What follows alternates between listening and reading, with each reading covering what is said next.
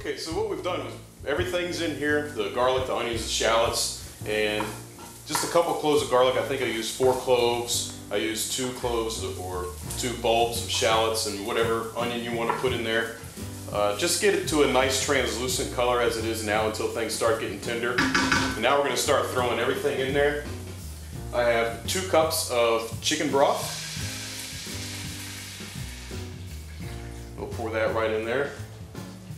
Let that heat up.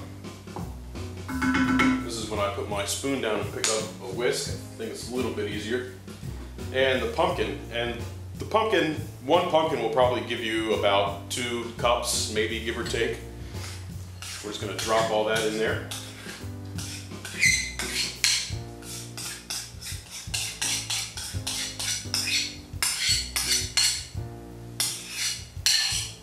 There we go.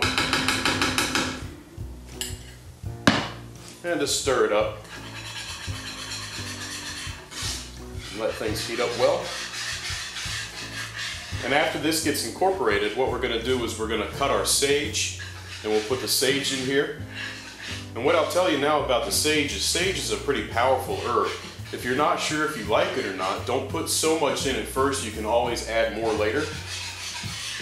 I have 5 leaves out for this particular recipe. And we're going to chiffonade the sage, which is basically just a really thin cut. Alright, the pumpkin's in there nice and incorporated. Alright, now we'll let that get up to temperature. Get this out of the way. And we'll go ahead and we'll chiffonade our sage. And the way I find best to do that is to stack the leaves. Sage is a nice sort of a velvet texture to it. Actually, I have 6 leaves here. And then I just take it and I fold it over. And the chiffonade just a real thin cut.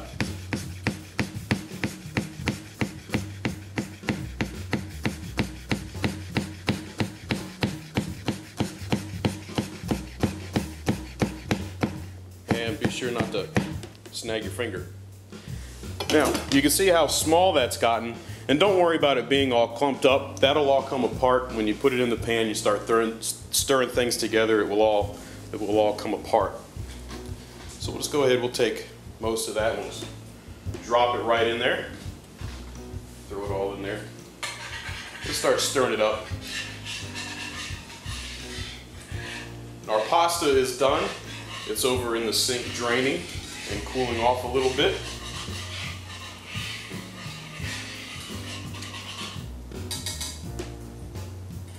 Now I also have some Parmesan cheese here, and I've taken the Parmesan cheese and put it into a measuring cup and just ran a fork through it to get the biggest lumps out. And that's another reason why I use the whisk, is to help get the lumps out.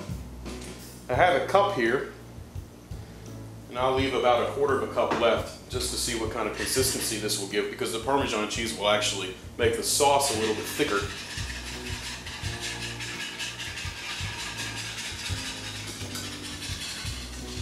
Don't worry if it's a little bit lumpy. There's just lumps of goodness. Gives it a nice flavor.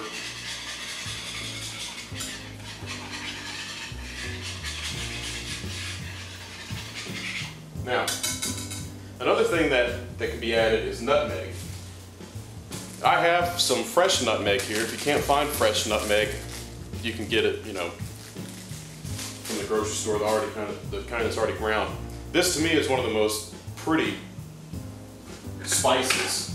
I have a microplaner, and if you don't have a microplaner, you could use the fine teeth of a cheese grater if you have one with various sizes of the teeth. But just put some fresh nutmeg, just grate it right over top. That's why I think it's the most pretty spice. I just love the color of that. The aroma of it is fantastic. Let's put some more in here. This is another thing that you can do to taste. There's no, you don't need a teaspoon or a tablespoon or whatever, just however much you care for. And stir that all up. Just let it all incorporate nicely. The smell is fantastic. I got the smell of the cheese, the smell of the pumpkin, the smell of the sage, everything going all at once. Now what we're going to do is we're going to add a little bit of milk. Once this starts to boil, and I saw some bubbles in there earlier, or start to simmer actually, go ahead and put your nutmeg in, and then we're going to add I have about a cup of milk here, give or take. If you're a vegetarian, you can most certainly use soy milk or any other substitute that you choose. Put in a little bit at a time.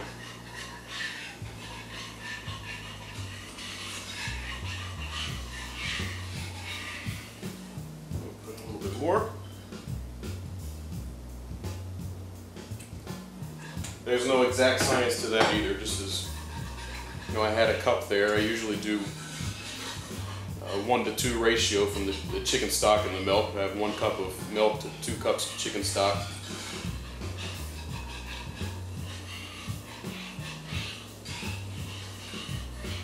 One thing I forgot to tell you that I do is I usually take some chopped walnuts and I throw them right into the pan just after I add the milk. I tried using walnuts one time as a garnish, just put it on top after everything's all done, and I didn't particularly care for that texture, so I thought it might be better to put the walnuts in the sauce, let them get a little softer and absorb some of the flavor, and I find that it's much better that way. So I just, some regular chopped almonds, or chopped walnuts, I'm sorry, just a handful, threw them right in there, and I've let them simmer down for a couple minutes. And you see the pasta sauce is almost to the point where it's getting ready to boil. The color is nice and golden. So we're going to go ahead and turn the heat off. I have my plate of pasta here ready. We'll find a wrong drawer. We'll find a serving spoon we can use.